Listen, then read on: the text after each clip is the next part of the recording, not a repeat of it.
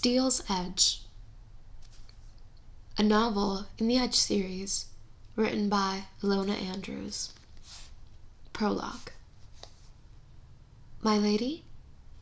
Charlotte looked up from her cup of tea at Liza. The young girl held an envelope of thick, heavy paper. This came for you. A sudden pain pierced Charlotte's chest, as if something vital had broken inside her. She felt cold and jittery. It was bad news. If it were good news, she would have gotten a scryer call. She felt the urge to squeeze and crumple her blonde hair in her fingers. She hadn't done that since she was a child. Thank you, she made herself say. The maid lingered, concern stamped on her face. Can I get you anything, my lady? Charlotte shook her head. Liza studied her for a long moment, reluctantly crossed the balcony to the door, and went inside.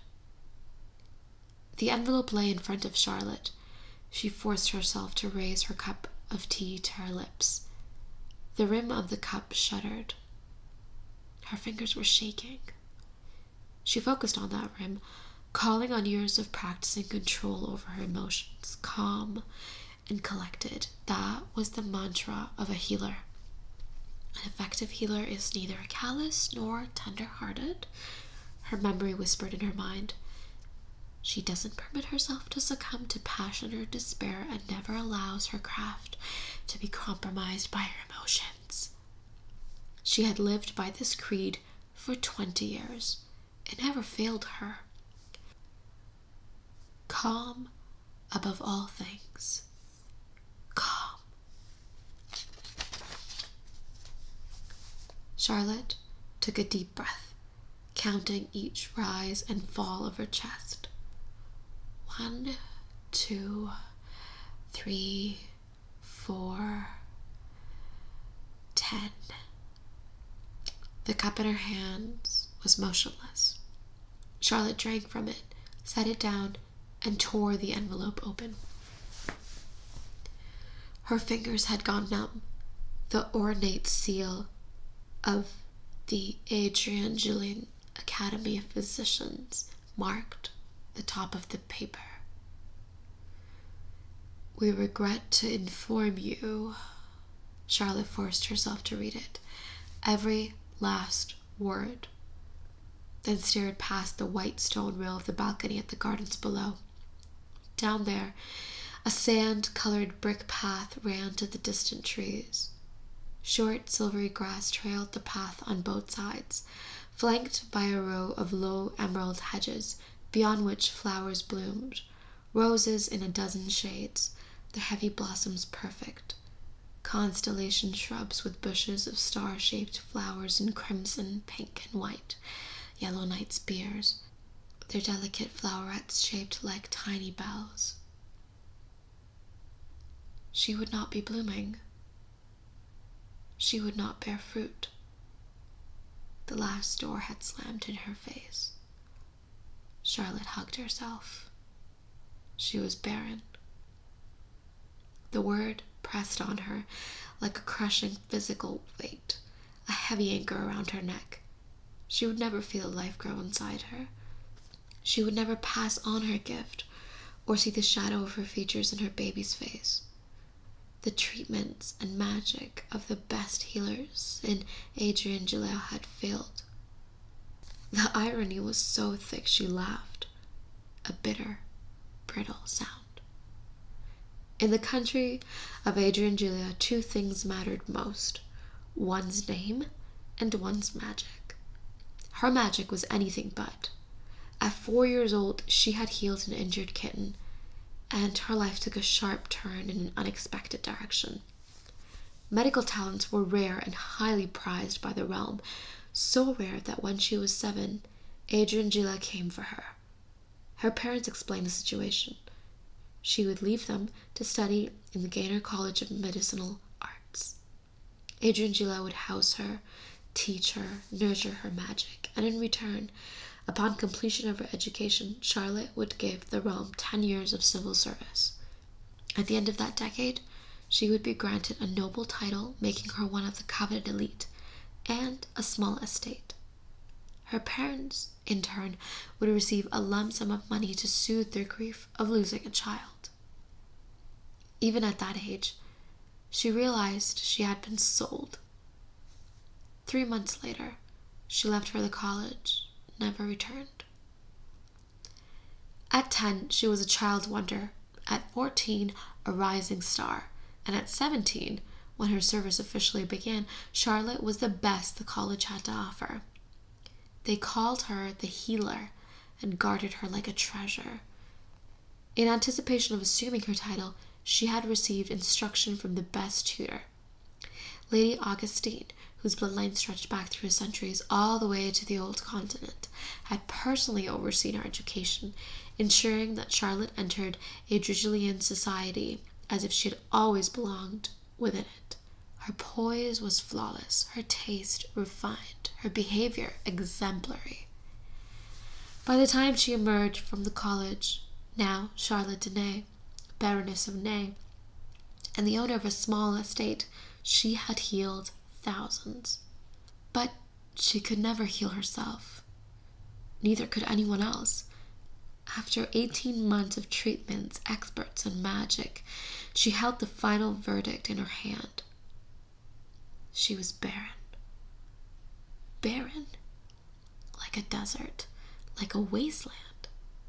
Why her? Why couldn't she have a baby? She'd healed countless children, pulling them from the brink of death and returning them to their parents. But the little nursery she had set up in her bedroom would remain empty. Hadn't she earned a little bit of happiness? What had she done that was so horrible that she couldn't have a baby? A sob broke from her. Charlotte caught herself and rose. No hysterics. Hervé would have to be told. He would be crushed. Children meant so much to her husband. She took the stairs down the path leading to the northern patio. The old house sprawled in the garden like a lazy white beast, a seemingly random 3-story high collection of rooms, patios, balconies, and stone stairways. The northern patio was on the opposite side of the manor, and she required a few moments to compose herself. Her husband would need her support. Poor Hervé. She had just been settling into her new life when Hervé Laramine came to her with a proposal. She was 28, at that time barely a year out of college, and lonely. The life of a healer didn't leave much time for romantic pursuits. The idea of being married and sharing her life with another human being suddenly seemed so appealing. Baron Laramine was considerate, gracious, and attractive. He wanted a family, and so did she. When a year had passed, with no children, she underwent an examination, taking the first step on a grueling 18-month journey. She wanted a baby.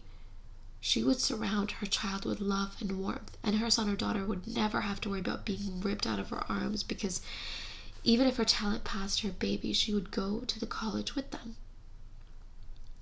Charlotte stopped for a moment and squeezed her eyes shut. There would be no baby. A week ago, the months of treatments, tests, and waiting had caught up with her. She felt alone, desperate, and terrified of the future, just as she had when she was 7 years old and walking through the massive stone gates of the Gaynor College for the first time.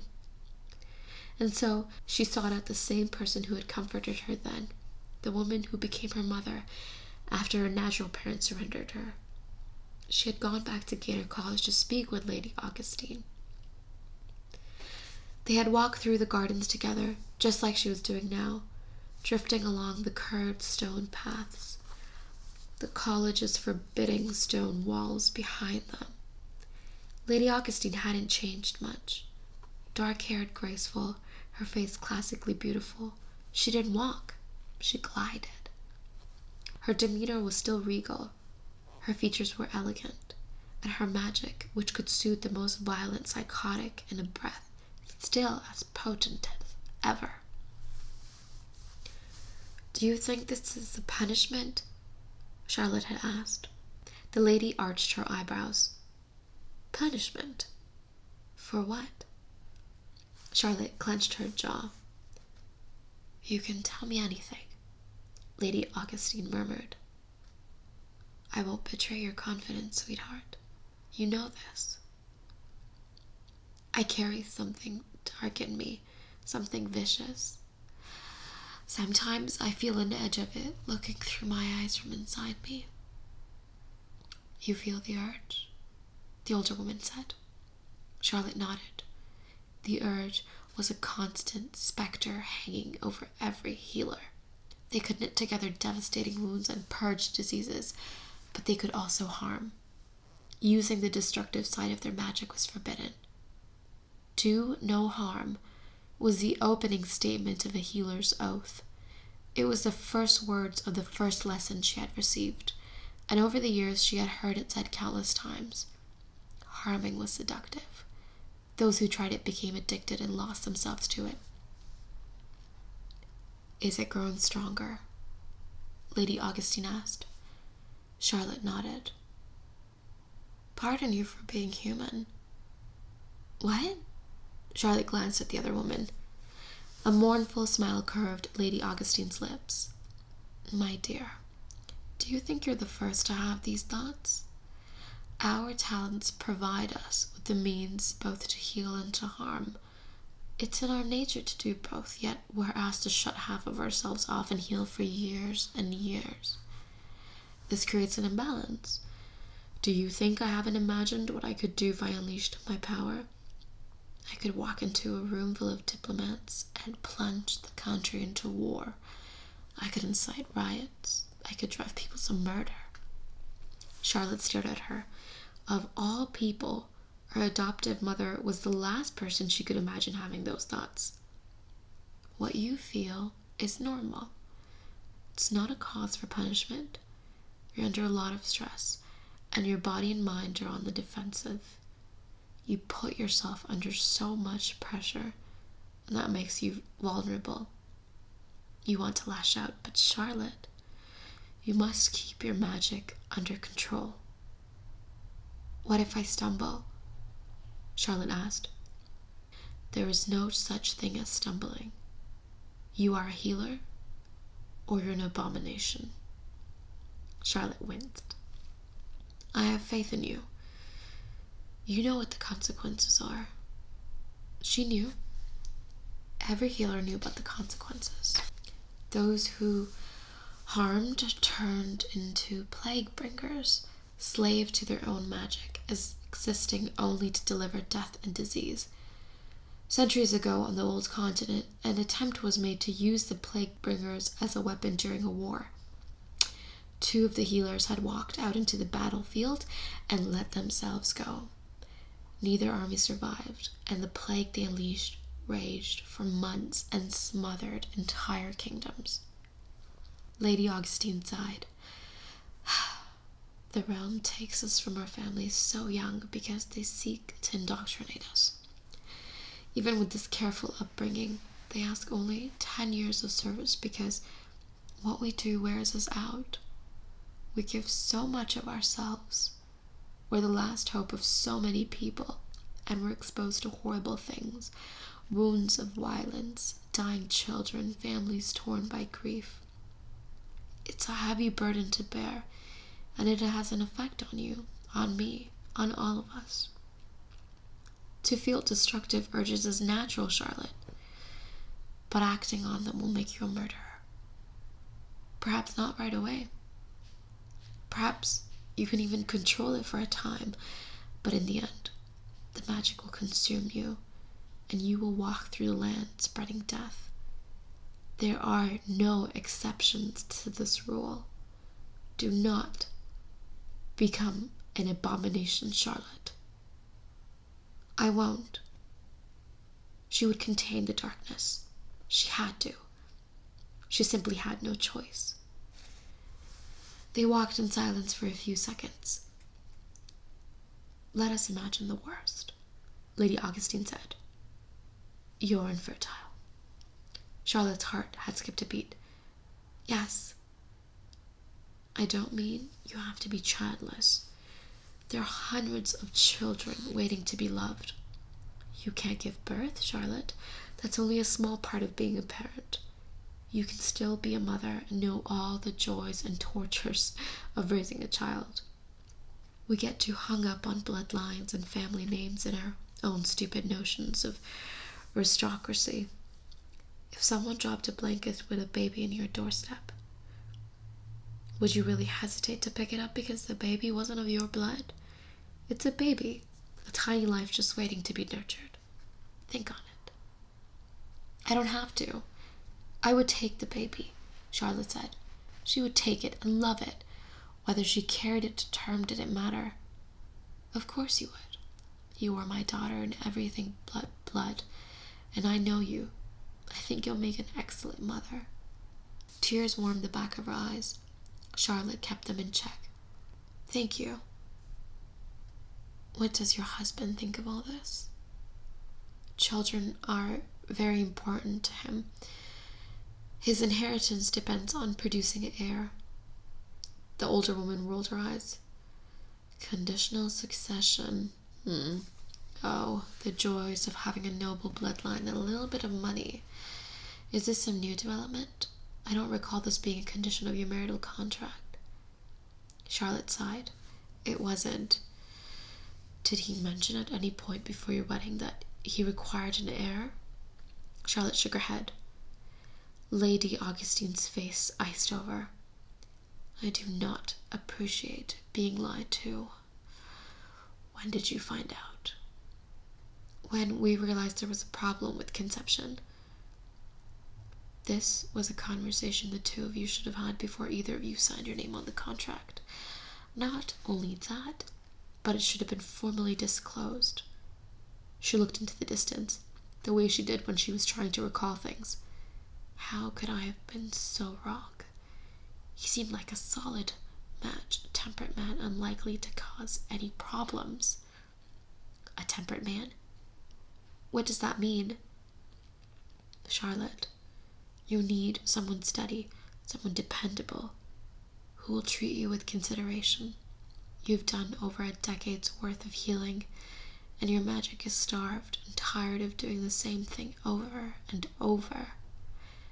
It doesn't take much to upset this apple cart. That's why I remained here. Lady Augustine indicated the garden with an elegant sweep of her hand. Serenity, beauty, and a low likelihood of psychological or physical trauma. That's why after a bloody war, some veterans become monks. So what?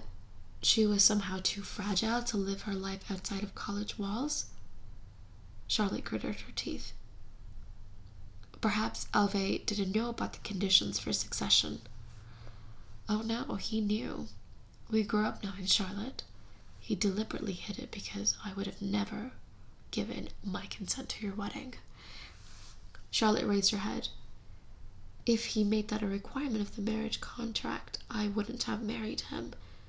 I didn't want to enter into a contract to produce a baby. I wanted a marriage. And I think he did too. He wanted children with a healing talent, the older woman said. Charlotte stopped. I'm sorry, sweetheart, Lady Augustine said. I shouldn't have said that. It was coarse of me. I'm so furious, it's clouding my judgment. It's my fault. This was exactly the sort of thing I was trying to avoid. And I failed you. I'm so sorry. I'm no child, Charlotte said. I'm almost 30, and I'm responsible for my marriage. You're educated, but Gaynor College hasn't prepared you for the realities of the world outside these walls. It doesn't matter how old you are. You don't have the experience of interacting with people outside a controlled environment. You've never been betrayed, hurt, or tricked. You've never suffered humiliation. I look into people's souls every day, and what I see there fills me with joy, but also with dread. I wanted so much to spare you. She was talking as if the end of her marriage was a foregone conclusion. My marriage isn't over, and Alvey isn't some sort of callous villain, so he didn't tell me about his succession. It's a rather regrettable oversight, but we will deal with it. I understand that love doesn't happen overnight, but I think he cares for me, and I care for him deeply. We've lived together for almost 3 years. We wake up in the same bed. He told me he loved me when I began the fertility treatments. Lady Augustine studied her. Perhaps you're right, and he simply loves you. If he truly cares for you, he'll deal with it. They took another step. The mix of worry and anxiety roiled inside Charlotte. Heat rose behind her eyes, and she clapped her hand over her mouth. Lady Augustine opened her arms. Charlotte's last defenses snapped. She stepped into the welcoming embrace and cried, "My sweetheart, my precious one, it will be all right." Lady Augustine soothed, holding her. "It will be all right. Let it out." But it wasn't all right. And now Charlotte had to tell Elve about it. What they said about coming to love a person you live with was true. She had come to love him. He was always kind to her, and she could use some of that kindness now. She felt weak and helpless, so helpless. The path brought her to the northern patio. Her husband sat in a chair, drinking his morning tea and peering over papers. Of average height and muscular build, Elve was handsome in that particular aristocratic blue blood way. Precise features, carved with a perfection that seemed to touch distant. Square jaw, narrow nose, blue eyes, brown hair with a hint of red. When she woke up next to him, with the morning light playing on his face, she often thought he was beautiful. Charlotte came up the stairs. Elve rose and held out a chair for her. She sat and passed him the letter. He read it, impassive, his pleasant face calm. She had expected more of a reaction. "This is unfortunate," Elve said. "That's it? Unfortunate?" Her instincts told her something was seriously wrong with that placid expression on his face.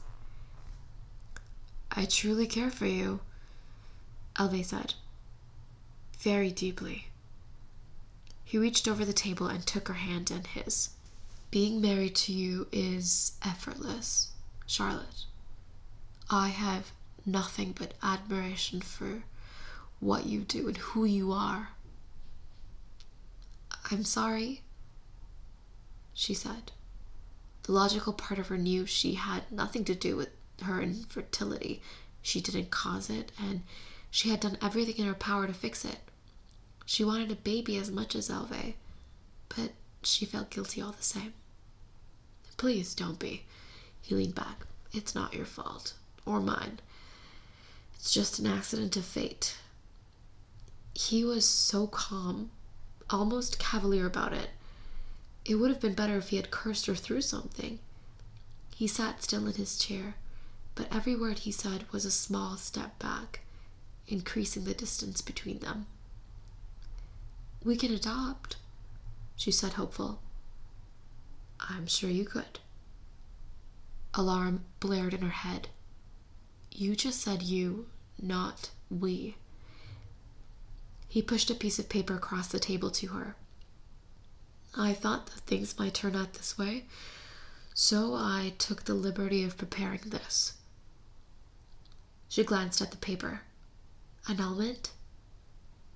Her composure shattered. He might as well have stabbed her. "After 2.5 years, you want to annul our marriage. Are you out of your mind?" Elve grimaced. "We've been over this before. I have 3 years from the beginning of marriage to produce an heir. My brother is engaged, Charlotte. I told you about that 2 months ago. He'll have 3 years to produce a child. If I divorce you and remarry, I'll have 6 months before becoming ineligible to inherit. You can't make a baby in 6 months. I need an annulment so my 3 years can restart. Or Kalen will get there before me. He still might, all things considered, as marriage takes time. This wasn't happening. So you're just going to pretend that everything we shared in these years doesn't exist and discard me like trash? He sighed. I told you I have a great deal of admiration for you, but the purpose of this marriage was to have a family. We are a family, you and I. That's not the kind of family I require. I can't lose the manor, Charlotte. She was cold and hot at the same time, all hurt and anger iced over by shock. Is it money? You do realize that I can make as much money as we need. He sighed. You're so flawless most of the time that occasionally I forget you're not a blue blood by birth. No, of course it's not the money. Whoever owns the manor rules the family. It's my inheritance. I was born first. I studied most of my life to take care of our family interest, and I won't let it slip away. It's just a bloody house. Her voice snapped. Alve's composure melted, the polite veneer sliding off him. His voice rose. It's my childhood home. My family goes back 16 generations. Do you expect me to just let my idiot brother get it while you and I pretend to play house here in this decrepit ruin? No thanks. I have higher ambitions in life. His words burned. Is that what we were doing? She asked quietly. When you and I made love in our bedroom, we were playing house? Don't be melodramatic. We both enjoy it, but now we're done. The outrage swelled in her, mixing with hurt. Last night, he'd kissed her before they fell asleep next to each other. This was the man she woke up to every morning? Alve, you realize you're telling me that I have no value to you except as a broodmare. Don't make me the villain in this. Alve leaned back. I've gone with you to all the tests and treatments. I listened patiently while you got excited over this specialist and that. I sat in the waiting rooms and I gave it as much time as I could. There are no more treatments left. I just want to have a child like any normal, healthy adult. Every time she thought she had reached the limit of hurt, he twisted that knife a little more, digging deeper and deeper into her, cutting at a raw wound. So I'm abnormal. He spread his arms. Can you conceive? No. You are defective, Charlotte. Defective. He actually called her defective. The pain inside her began to smolder with rage. I'm curious, what's the next word you'll reach for? How cruel can you be, Alve? You cost me 2.5 years. 2.5 years of disappointment, of painful procedures and shattered hopes, of feeling like she was crippled, but no, it was all about him. She would never have a child of her own, but he only saw himself as the injured party. She should have seen this in him. She should have known. How could she have been so stupid? You're a terrible human being. He surged to his feet and leaned over the table. Had I married someone else, I would have inherited by now. I tried to end this with as much civility as possible, but you've decided to cause a scene. I need an heir, Charlotte, and you can't give me one. What's so complicated about this? I'm done letting you waste my time. You told me you loved me. She still remembered how his face had looked when he said it. You needed encouragement to begin therapy. Dear God, Charlotte, are you really that naive, or are you just stupid? The words slapped her. The darkness inside her shivered, stretching, getting ready to escape. She clenched herself around it, trying to hold it back. Let me spell it out. I married you because of your healing, which you could pass on to our children. And your poise. You were attractive and educated, and I knew that you would never embarrass me in public. Other than that, there wasn't much to recommend you. The air turned thick and scalding like boiling glue. She couldn't breathe. You have been a blue blood for less than 3 years. My family came to this continent on the Second Fleet, and they were already titled. The darkness withered inside her, begging to be released. My father is an earl. My mother was a baroness prior to their union. Your father is a cook, and your mother is a waitress. In what world could you possibly think that you were in any way equal to me? I granted you a favor. I flattered you with my proposal, Charlotte, and you fell short. Accept it with dignity. I believe in apologies in order. He pushed the blade so far into the wound that he reached the darkness that hid deep inside her. Her defenses burst. The darkness slithered out, coating her skin from the inside out.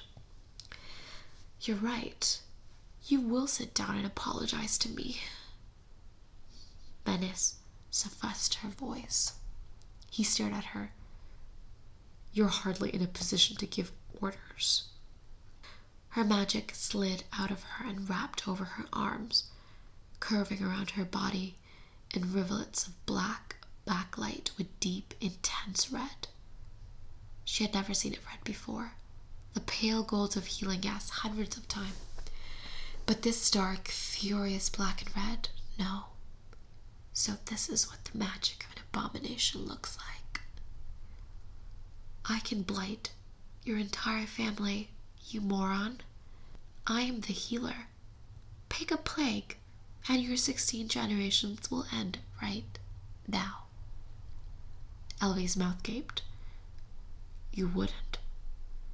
The magic lashed out from her like a striking serpent and bit him.